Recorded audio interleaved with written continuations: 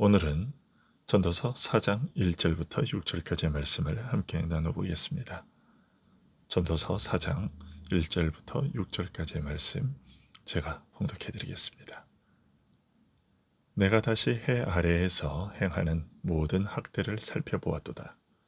보라, 학대받는 자들의 눈물이로다. 그들에게 위로자가 없도다. 그들을 학대하는 자들의 손에는 권세가 있으나 그들에게는 위로자가 없도다. 그러므로 나는 아직 살아있는 산자들보다 죽은 지 오랜 죽은 자들을 더 복되다 하였으며, 이 둘보다도 아직 출생하지 아니하여 해 아래에서 행하는 악한 일을 보지 못한 자가 더 복되다 하였노라. 내가 또 본즉 사람이 모든 수고와 모든 재주로 말미암아 이웃에게 시기를 받으니 이것도 헛되어 바람을 잡는 것이로다. 우매자는 팔짱을 끼고 있으면서 자기의 몸만 축내는도다. 두 손에 가득하고 수고하며 바람을 잡는 것보다 한 손에만 가득하고 평온함이 더 나으니라. 아멘. 오늘 본문 앞에서 전도자는 하나님께서 만사를 그 정하신 기한과 때를 따라 아름답게 다스리신다는 사실을 말했습니다. 하지만 이런 말을 들을 때 인생들은 여러 가지 의문과 회의에 빠지게 됩니다. 내가 이 땅에서 애써 행하는 모든 일이 무슨 의미가 있는가? 그저 하나님의 손놀림에 따라 움직이는 꼭두각시와 다를 바가 무엇인가 라는 것입니다. 하지만 하나님께서 만사를 그 때에 따라 아름답게 행하신다는 사실을 사람으로 하여금 인생의 의미를 잃어버리게 하는 것이 아니라 하나님께서 내 인생을 걸음마다 친히 인도하시는 것으로 받아들일 경우 그 사실은 오히려 내 인생에 참된 의미와 가치를 부여한다는 사실을 전도자는 알려주었습니다. 그리고 하나님께서 만사를 그 뜻대로 행하신다고 할 때 인생은 불의와 악이라는 또 한 가지 난감한 문제에 부딪히게 됩니다.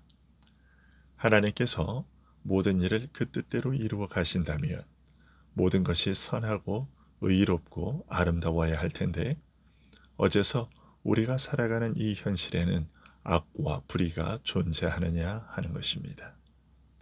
이런 사실을 드러내는 전도자의 의도는 전도서의 마지막에 가서야 명백하게 드러납니다.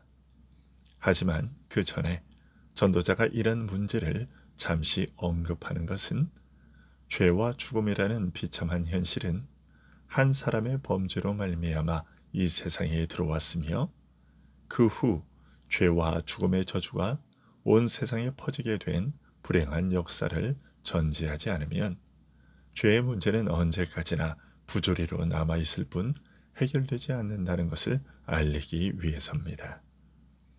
그리고 우리의 시선을 이 땅의 역사에 국한시킬 경우 죽음 저 너머에 있는 것을 바라보지 않는 한 해결이 없다는 것을 일깨우기 위해서입니다. 이어서 오늘 말씀에서 전도자는 죄가 우리 삶 곳곳에 깊이 스며들어 일그러뜨린 비참한 현실을 더 깊이 들여다보고 드러내고 있습니다. 먼저 사람이 사람과 더불어 살아가는 모습을 살펴봅니다. 본래 사람은 이웃과 더불어 서로 사랑하며 돕고 의지하는 가운데 살아가도록 지음받았습니다. 하지만 우리가 지금 겪고 있는 현실은 이와 반대입니다. 서로 짓밟고 빼앗으며 악의 다툼으로 나를 치세웁니다. 하나님께서 내신 본래의 법칙은 힘이 있는 자가 약한 자를 돌보는 것입니다. 하지만 현실은 약육강식의 원리가 지배하고 있죠. 그리고 이것을 적자생존이라 부르며 마치 정당한 자연법칙쯤으로 여깁니다. 이것은 터무니없는 오해입니다. 하나님께서 세상을 지으신 의도나 그가 친히 세우신 질서와는 정반대이며 본래의 모습이 일그러지고 뒤틀려 생겨난 것일 뿐입니다.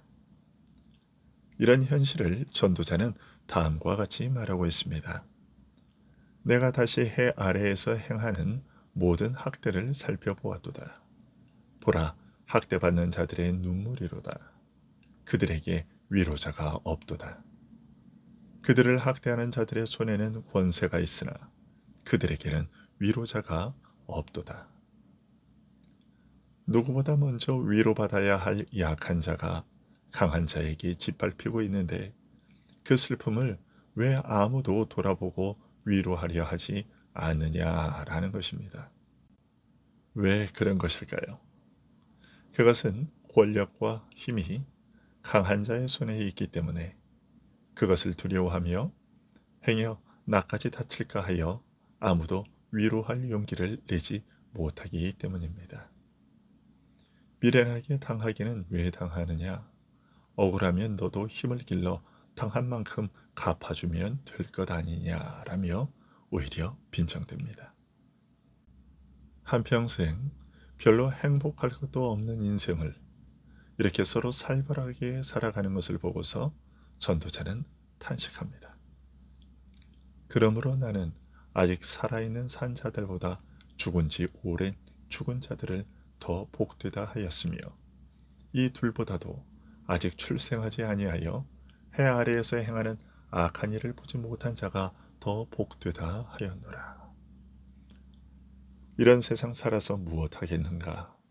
이런 꼴을 보느니 차라리 죽는 것이 낫다.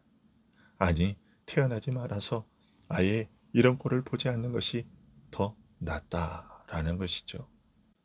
약육강식의 비참한 현실은 우리로 하여금 살아갈 의미와 의욕을 앗아가 버립니다. 전도자는 이런 살벌한 약육강식의 현실 이면에 숨겨진 더 깊은 부조리를 드러냅니다. 내가 또 본즉 사람이 모든 수고와 모든 재주로 말미암아 이웃에게 시기를 받으니 이것도 헛되어 바람을 잡는 것이로다. 우매자는 팔짱을 끼고 있으면서 자기의 몸만 축내는도다. 두 손에 가득하고 수고하며 바람을 잡는 것보다 한 손에만 가득하고 평온함이 더 나으니라. 이 말의 의미는 이런 것이죠. 내가 해 아래에서 사람들이 애써 수고하며 온갖 재주를 다하여 이루는 일들을 보니 그것들은 모두 이웃에 대한 시기심에서 나온 것이다. 사람이 죽자 사자 애쓰는 것이 모두 다른 사람에 대한 시기심, 즉 다른 사람보다 좀 더 낫고자 하는 경쟁심 때문이다 라는 뜻입니다. 어렸을 때부터 우리는 이런 경쟁에 내몰려 삽니다. 넌 뭐가 모자라서 그 애만도 못하냐 라는 부모의 핀잔과 부추김 속에서 자라납니다. 경쟁은 고학년으로 올라갈수록 더욱 치열해지죠. 그러는 동안 아이들의 몸과 마음과 성품은 망가져갑니다. 대학을 졸업하고 취직하면 이런 문제는 더욱 살벌합니다. 승진에 밀리지 않기 위해 직장에서 잘리지 않기 위해 더욱 치열한 경쟁을 해야만 하지요. 하지만 사실 사람이 스스로 만족하면서 살기 위해서라면 그다지 많은 것이 필요치 않습니다.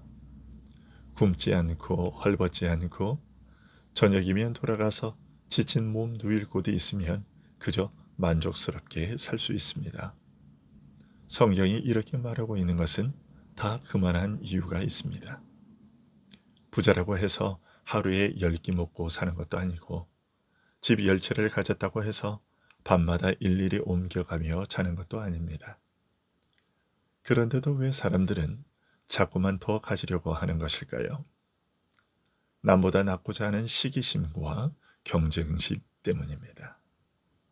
이런 경쟁심은 사람을 황폐하게 만듭니다. 정원이 정해져 있는 시스템에 들어가게 되면 서로 사랑하고 도우며 격려하는 안정과 여유가 사라집니다. 상대방이 죽지 않으면 내가 죽게 되니 서로를 적으로 의식하게 되는 것이죠. 그 결과 한두 사람의 승자를 위하여 수많은 사람들이 희생되며 승리한 자가 걸어간 길에는 패배하여 쓰러진 자들의 시체가 질비하게 널리게 되는 것입니다. 또 한 번 정상에 올랐다고 해서 안심할 수 있는 것도 아니시지요. 언제 다시 나락으로 떨어질지 몰라 많이 가진 사람일수록 더욱 악착같이 힘을 기릅니다. 이런 가운데서 사람의 마음과 생활은 옆에 있는 사람을 돌아보고 사랑할 여유를 잃어버린 채 황폐해져 가는 것입니다. 그래서 전도자는 경쟁 내지 경쟁심에 대해 이렇게 말합니다. 이것도 헛되어 바람을 잡는 것이로다. 우매자는 발정을 끼고 있으면서 자기의 몸만 축내는도다. 두 손에 가득하고 수고하며 바람을 잡는 것보다 한 손에만 가득하고 평온함이 더 나으니라. 경쟁은 인생을 허무하게 만든다고 말합니다. 한평생 온갖 재능과 수고를 다해 무언가를 이루려고 하는 일이 겨우 다른 사람보다 조금 더 낫고자 하는 경쟁심 때문이라면 이런 인생이 참으로 살 가치가 있는가 하는 의문을 이렇게 표현한 것입니다. 남들보다 한두 걸음 앞서고 다른 사람보다 한두 치 높아지겠다고 눈 흘기고 부릅뜨며 내려다보고 치떠보면서 사는 이런 인생에서 무슨 진정한 보람과 가치를 찾을 수 있겠습니까? 바람을 잡으려는 것 같이 허우적거리다가 끝내는 허망한 인생이 될 수밖에 없을 겁니다. 우매자는 발정을 끼고 있으면서 자기의 몸만 축내고 있다고 전도자는 말합니다. 미련한 자는 게을러서 손을 쓰면 죽기라도 할 듯이 손을 고이 품속에 모셔놓고서 드러누워 방 안에서 뒹굽니다. 이런 생활 태도를 가리켜 자기 몸만 축내고 있다. 즉 제사를 먹는 격이라고 말하고 있습니다. 그렇게 제사를 먹고서야 몇 날을 버틸 수 있겠습니까? 하지만 열심히 온갖 재주를 다해 일을 한다는 것도 결국 그저 남보다 조금 더 낫고자 하는 경쟁심에서 나오는 것이라면 차라리 이런 미련한 자처럼 한 손으로라도 편한 것을 붙잡는 편이 양손을 허망한 수고로 가득 채우는 것보다 오히려 나을 것이라고 말합니다. 물론 이렇게 게으르게 사는 것이 옳다거나 바람직하다는 말은 아니지요. 다만 그저 남보다 조금 더 낫게 살고자 하는 인생이 이렇게 허망하다는 뜻입니다. 사람의 인정과 칭찬을 의식하는 것에서 벗어나지 않으면 참 의미 있는 인생을 살 수 없다는 말이지요. 내 인생에 대한 진정한 만족과 기쁨은 사람 너머에 있고 또한 사람 너머에서 오기 때문입니다. 사람 너머에 계신 분을 바라보고 의식하지 않으면 의미 있게 살 수 없는 것이지요. 하나님 안에서 삶의 목적을 발견하지 않으면 우리 인생은 의미를 잃어버리게 되어 있는 것입니다. 아무리 달라보아야 거기서 거기인 죄 많은 인생들인데 결국 불타서 없어질 것들을 자랑하며 도토리 키재기식으로 내가 낫네, 네가 더 높네 따지면서 기뻐하고 슬퍼하는 것은 참으로 한심한 일이라는 것입니다.